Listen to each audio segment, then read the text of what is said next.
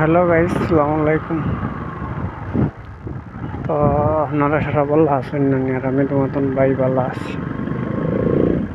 আর দেখতে হটে আজকে আই গেছিলাম ঘোরার, তো বাইরে এমনিও ঘোরাত হয়, ভিডিও সিডিও হাতকে বানাইলাই।